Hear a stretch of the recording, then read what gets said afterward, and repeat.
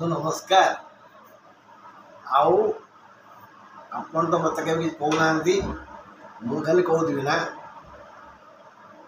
बंधु कौन या कह जाए ददाती प्रतिगृहाती दब आउ नब भंजते भोजयते खाइब खुआइब गुप्तं आख्याति पृछति गुप्त कथा जणेव आ पथरे बुझीव षड्विध प्रतिलक्षणम। बुझिला तो तमे मते किछि दब मोठु किछि नब। हाँ मते किछि कहिब मोठु किछि सुनिब। हाँ आउ मते खुआइब मो हाथरू खाइब। एटा होची बंधुर लक्षण। षड्विध प्रतिलक्षणं ददाति प्रतिगृह्णाति गुप्तं पृच्छति आख्याति भुङ्क्ते भोजयते चैव षड्विध प्रतिलक्षणम्। उपाध्या निया संसार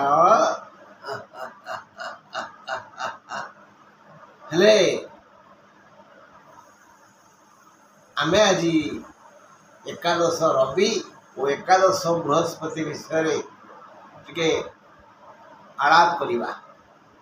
आलाप संलाप हम संलाप परे परे विलाप आगे आलाप तापरे संलाप तापरे विलाप। किसी बुझिपारे ना बुझे जड़े भद्र व्यक्ति जज कहले आज्ञा टिके मो सागर मेडिकल जीवे कौन है आज्ञा देखु मो दांत आउ ना मोर चारि पुओ समस्त बुद्धिमान बड़वान रोजगारिया किंतु सेमानकर दरकार मो दांत समस्ते रोजगार कर मु जो पेंशन गुड़ा पाऊँगी नापी मो सागर झगड़ा कर नदेले मत मारू मुठ मारी मारी मो चारि पुजाक मो 16टा दांत तल साइट्र 6टा ऊपर 10टा कि दांत 16टा से खसी सारे। हाँ तू रागिगले आपण संग आड्रेस दिंतु से कहले बड़ पुओ मोर पुलिस विभाग में चाकरी करे आईआईसी ता तल पुओ कंट्राक्टर ताना मदन मोहन तृतीय पुत्र हरि सी जड़े हाईस्कूल हेडमास्टर और शेष पुत्र जड़े कृषक ताना हाड़ी बंधु। जदि मत न्याय न देवे अर्थात एमान को अरेस्ट न करेंगे ताले यही बोतल विष आनी पीबी आज ये मरबी। बंधु आमे गछटे लगेचे ताठू फल पाइबा छाया पाइबा आमे केबे आशा करिबानी गछरे साप थिबो फूल डेइबो आमु कामुड़िबा मरिबा। प्रतिटी बापा संतान ठो सुख पाइबा पाई शांति पाइबा पाई तार जत्न नहीं थांती किंतु फल यदि या हुए ताहले को पिता कौन चाहिबो मु पुत्रवान हेबी। अवश्य टिके पितांकर भूल अच्छी जे कौन भूल जानते लाड़ने बह बह दोषा अति सर्वत्र गर्भितम। अति गेल्हा झील दांडरे ठिया अति गेल्हा पुओ मन मटिया अति गेल्हा कुत्ता मुंडरे चढ़े अति बुद्धि आज यहाँ को गढ़े। अति बुद्धिया बापा पिला को बहुत गेल्हा करती गेल्हार फल यहाँ चाणक्य कौन लिखिले ना लाड़यत 5 वर्षाणि 10 वर्षाणि ताड़यत प्राप्ते तु 16 वर्षे पुत्रं मित्रवदाचरे। आमे गेल्हा करिबा लालन करिबा श्रद्धा करिबा स्नेह करिबा कोथि 5 वर्ष जाए तथापि से गेल्हार भी शासन रहिबो कारण लालने बह बह दोषा ताड़ने बह बह गुणा तस्मात् पुत्रं च शिष्यं च शासयेत् ताड़येत् न तो लाड़येत्। गेल्हा कले दोष बढ़े, शासन कले गुण बढ़े। तेणु छात्र और पुत्र को शासन करवा द्वारा लाभ हम। ये जो पिता खाली गेल्हा करते शासन करनथिले साबल से पाइले। लाड़े 5 वर्षाणी 5 वर्ष जाए आम लालन पालन करवा। 5 पूरी गला 5 ठू 16 जाए बाकी जो 10 वर्ष रहा ता भितर कड़ा शासन। खाइले बसिले हसिले रुसिले मिसिले कड़ा शासन। बोले सी पूरा मनीष हम। ये पिता जी माड़ खाई से शासन करना बोली पछरे मुझे बुझिली। हेले आमे कौन चीन वयांग हो गले। चीन वयांग किए जानते तो? चीन दुख किए वयांग हो गोटे नदीर ना से केते बेले ता दिग बदल कई जाना। तेणु चीन दुख है नदी वयांग हो।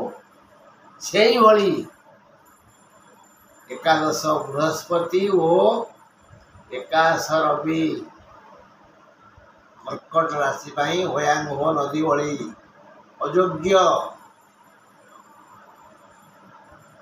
पुत्र भली। से दिन जो बृहस्पति चलन समय कही कर्कट राशि एकादश बृहस्पति आदौ शुभप्रद नुहे। किछि भल फल दबनी। किछि श्रोता मते फोन कर जन आपण एमती कहीं कौन दुख लगुच। हाँ सबू ज्योतिष सबू पंडित सबू नाहक होती एकादश बृहस्पति अंधरावास जन्म कर तमें कौच हे बाबू कर्कट राशिया ए तो अनुभव करुव बृहस्पति ठारू आज जाए रवि चरण ठारू माने संक्रांति ठारू आज जाए तमे जेते अच्छ कर्कट राशिया लोक कार कईटा लाभ है बरं नानाविध शारीरिक मानसिक दुख आई पाटी भितर दांत कामुड़ी जीव को जो दांत भितर जीव अच्छी सुरक्षित दांत कामुड़ी जीव को नहीं। हाँ जमती पुओ मारुति बापा जहाँ पाखे आम सुरक्षित बोली भावुचे सी आकरण करुच्ची। तेणु यही एकादशस्थ बृहस्पति ओ रवि कर्कट राशि को कहीं आशीर्वाद करूना कहीं कल्याण करूना कहीं भल फल देना लेखा अच्छी ना। एकादशस्था सर्वे ग्रहा शुभदा भवन्तु कल्याण करती पंडित तुम सब ग्रह एकादश रहतु और तुम शुभ कामना कर। किंतु सावधान थे बुझी थे मन रखिए एकादश बृहस्पति कर्कट राशि एकादशस्थ ग्रह शुभप्रद नुहति। कहीं ये शास्त्र में वर्णित होइछि वशिष्ठ गर्ग प्रभृति पंडितगण ऋषिगण महर्षिगण मुनिगण विवेकीगण ज्योतिषगण कहते यह अनुभव सिद्ध। एवं तो कर्कट राशि व्यक्तिवृंद अनुभव करुवे केते गंठी गोड़ गंठी केते जीभरे दांतरे केते मुंडरे केते छाती आबे जो समय चली वायु रोग विशेष विशेष पीड़ा दूची मिछ कहली कहीं हो मन रखु ए विषय आउ गोटे पीरियड करवा। आज खाली अल्प कहवा जे बाधक घर बाधक स्थान बाधक संख्या माने जो जगाटा पीड़ा दिए सेटा हूँ बाधक। कर्कट राशि बाधक ग्रह हेले शुक्र आउ बाधक स्थान है वृष राशि এই ବାଧକ ସ୍ଥାନ ସହିତ ଯିଏ କେନ୍ଦ୍ରିତ ମାନେ ଯିଏ କେନ୍ଦ୍ରରେ ଥିବ ମାନେ ବୃଷ ଠାରୁ 4, 7, 10 ଘରେ ଯେଉଁ ଗ୍ରହ ଥିବେ ସେମାନେ ବି ପୀଡ଼ା ଦେବେ। ସେ ସମୟରେ ନିଜ ସ୍ଥାନରୁ ନିଜ ମାଟିରୁ ନିଜ ଗାଁରୁ ନିଜ ଘରୁ ମଧ୍ୟ ତଡ଼ା ଖାଇବାର ଭୟ ଥାଏ। ବାଧା ଦେବ ପରା ଦେହକୁ ମନକୁ ସବୁ ଜାଗାକୁ ପୀଡ଼ା ଦେବ ସିଏ। ତେଣୁ ବୃଷ ରାଶି କର୍କଟ ରାଶି ପାଇଁ ଅତ୍ୟନ୍ତ ଦୁଃଖଦ ସ୍ଥାନ ଅଟେ। ସେଦିନ ଆଲୋଚନା କରିଥିଲି, ଆଜି ବି ଦୀପଦ କହିଦେଉଛି ଯେ ଏକାଦଶ ବୃହସ୍ପତି ଏକାଦଶ ରବି ଉଭୟ ଅଛନ୍ତି। ଉଭୟ ଏଖିଆ ସୁନା ଖୋଳରେ କର୍କଟ ରାଶିଆଙ୍କୁ ପୁରେଇ ମୁକ୍ତା ଦୌଡ଼ିରେ ସେ ଖୋଳକୁ ବାନ୍ଧି ସୁନା ହୀରା ଲୀଳା ମୋତି ମାଣିକ୍ୟ ବୈଦୁର୍ଯ୍ୟ ପଦ୍ମରାଗ ଇନ୍ଦ୍ରନୀଳ ଏମିତି ବିଭିନ୍ନ ପ୍ରକାର ମୂଲ୍ୟବାନ ଧାତୁ ରୂପକ ପୁଷ୍ପବୃଷ୍ଟି କରି ତାଙ୍କୁ ଆନନ୍ଦିତ ବିମୋହିତ ପ୍ରମୋଦିତ କରିବା କଥା। କିନ୍ତୁ ସେ କାନକୁ ରଗଡ଼ି ଦାନ୍ତ ଚୁଟିକି ଭିଡ଼ି ପିଠିରେ ଆମ୍ପୁଡ଼ି ପୀଡ଼ା ଦେଉଛନ୍ତି କିଏ ନା ଏକାଦଶ ବୃହସ୍ପତି ଓ ଏକାଦଶ ରବି ମିଳିତ ହେଇ ଯୋଡ଼ାଏ ଗ୍ରହ। ମନେ ରଖନ୍ତୁ, ଏଇ ବାଧକ ସ୍ଥାନ ଓ ବାଧକ ଗ୍ରହ ବୃଷ ରାଶି ଓ ଶୁକ୍ର କେବେ ବି କର୍କଟ ରାଶି ପାଇଁ ଶୁଭ ନୁହନ୍ତି। କାହିଁକି ନା ବୃହସ୍ପତି ଦେବଗୁରୁ, ଶୁକ୍ର ଅସୁର ଗୁରୁ, ତାଙ୍କର ପଡ଼େନି, ଝଗଡ଼ା ହୁଏ, ମାଡ଼ଗୋଳ ହୁଅନ୍ତି, କଥା ଉପରକୁ ଯାଏ। ହଁ, ମିଟିଂ ବସେ, ବ୍ରହ୍ମା ବିଷ୍ଣୁ ମହେଶ୍ୱର ଆସି ସେ ସମାଧାନ କରନ୍ତି। ଯେତେବେଳେ ସମାଧାନ ନ ହୁଏ ଚକ୍ର ବୁଲେ ଶୁଳ ବୁଝିଦିଏ। ଅନ୍ୟ ପକ୍ଷରେ କର୍କଟର ମାଲିକ କିଏ? ଚନ୍ଦ୍ର, ସିଏ ଦେବଗ୍ରହ, ତାକୁ ମଧ୍ୟ ଅସୁର ଶୁକ୍ର ଭଲ ପାଆନ୍ତିନି।